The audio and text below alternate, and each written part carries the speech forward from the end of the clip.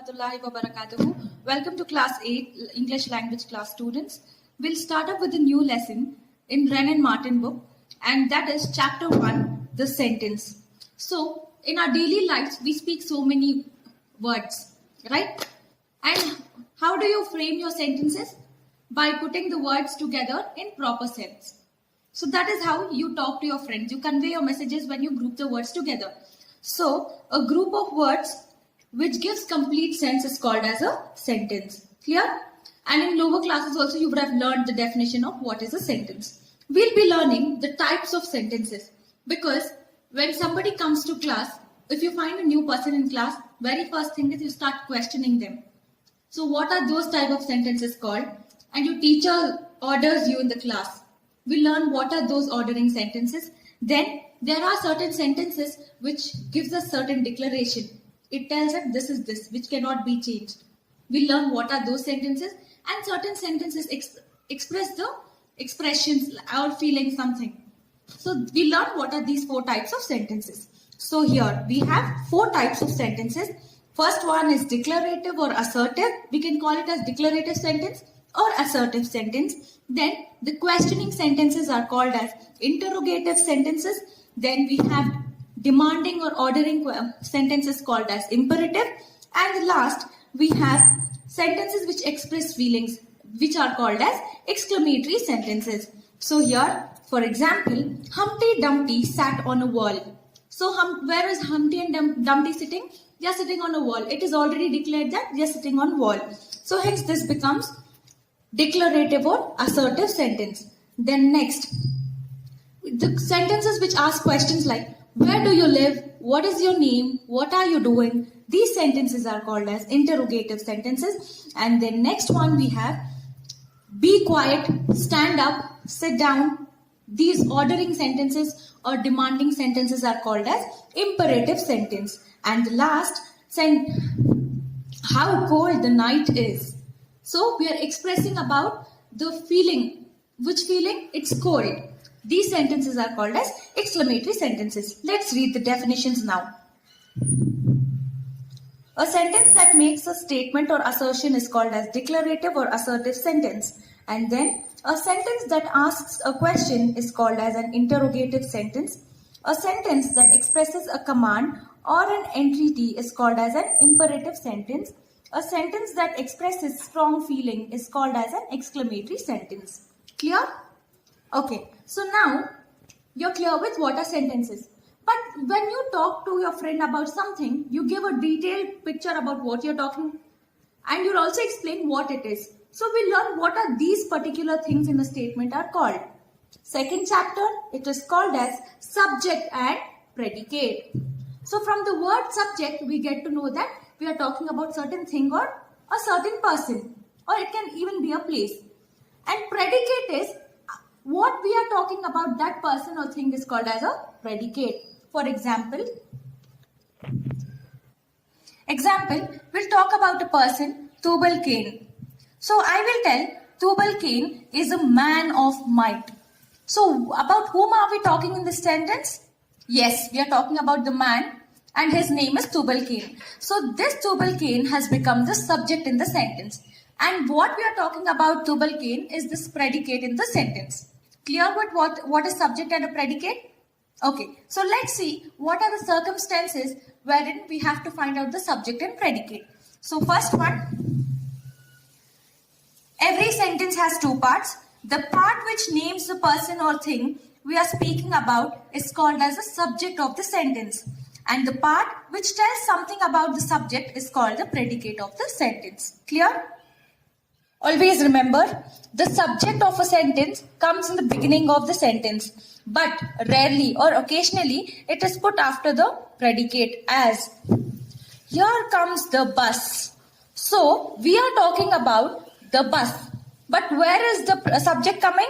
It's coming in the end of the statement. So it is very rare that we find the subject to come at the end of statements, and the predicate is in the beginning. What is the predicate here? Here comes. What comes here? It is the bus. And then sweet are the uses of adversity. Clear? And then we have sentences. What are those demanding sentences called as? Yes, it is called as an imperative sentence. So in an imperative sentence, the subject is left out. Means we do not include the subject in imperative sentence. Like, sit down. So I am telling you all, sit down. Did I mention students sit down? No, I just told sit down because I am ordering you all. So when any ordering statement is given, at that time there is no subject present in the statement. And next example, thank him. So again we do not have any subject in the statement. We just have the predicate, that is thank him. So clear when the subject is not present in the statement and when the subject comes in the last of statement? Yes. So let's do the exercises now. So exercise in grammar 1, we have in the following sentences, separate the subject and the predicate. So what you all have to do, underline the subject and write it as S, put the predicate in the bracket and write as P. So first one, the cackling of geese saved Rome. So in this statement, the cackling of geese is the subject. What's happening with the subject here? It is cackling of geese. And what is the predicate? We're telling that it saved Rome. Clear? So here, cackling of geese, you need to underline, write it as S and put saved Rome in bracket and write it as P. So similarly, 15th one, the early bird catches the worm. So we are talking about the early bird. So early bird becomes the subject. And what is the early bird doing? It catches the worm. This becomes a predicate. So here you need to underline the early bird and put catches the worm in bracket and write it as P for predicate. Similarly, when you come to the third one, Tubal-Cain was a man of might. So we are talking about Tubal-Cain. This becomes a subject and was a man of might becomes a predicate. So clear with what are subjects and predicates? Yes. So rest you have to do it by yourself. In your previous classes, you all have learned about phrases and clauses. Even these are the parts of sentences. We'll just brush through what is a phrase and what is a clause. So, what are phrases? It's clearly explained that phrases are incomplete sentences. And an incomplete sentence will never give a complete sense. For example, I will tell in the east. What do you understand when I tell in the east? Yes, you'll tell there is something happening in the east, but I'm not telling you what is it clearly.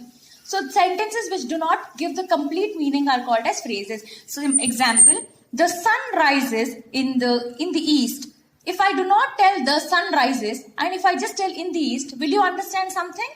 No. So words which do not convey complete sense is called as a phrase. Similarly, other example, there came a giant to my door. So here the bold letters are to my door. If I just tell to my door, what will I understand? Or what will you understand? Nothing. I have to clearly tell that there came a giant to my door. So here the sentence is just telling us to my door. So these incomplete words which do not give us the complete meaning are called as a phrase. Similarly, let's see what is a clause. We just studied about what is a subject and what is a predicate. A statement which has a subject and a predicate is called as a clause. Let's see an example. I will tell two statements. Listen carefully. He has a chain of gold. And in this line, I will highlight the words of gold. If I just tell of gold, what is the message, what I understand? There is something which is made up of gold. But what is that? Again, it's incomplete. I will tell another statement. He has a chain which is made of gold. So in this sentence, I have a chain. And what is this chain made up of? Yes, it is made up of gold. So here it is. Chain which becomes the subject. And I am talking about this chain that it is made up of gold. This becomes a predicate. So the statement which has a subject and a predicate is called as a clause. Clear with the definitions? We'll read what the definitions once.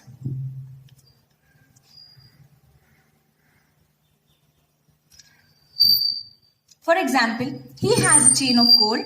He has a chain which is made of gold. In these two statements, we recognize the first statement, and in the first statement, we have certain group of words. Those are called as a phrase. And in second statement, we recognize that group of words, unlike the phrase of gold, contains a subject. And what is the subject? Which. And it also has a predicate telling us that is made of gold. So such group of words which forms part of a sentence and contains a subject and a predicate is called as a clause. Clear? Yes. Thank you. You need to complete the exercises in chapter 1.